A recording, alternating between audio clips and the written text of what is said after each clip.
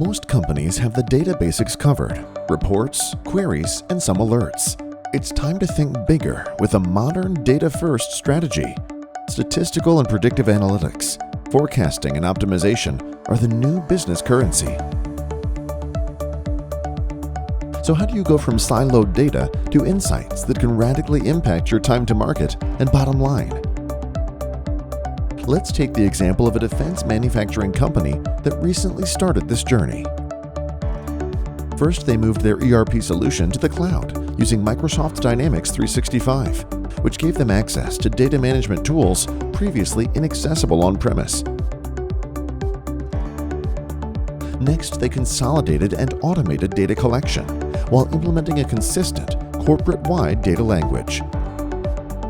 And as a project-based organization, they intertwined budget and forecasting modules with their data to better manage and predict revenue and resources.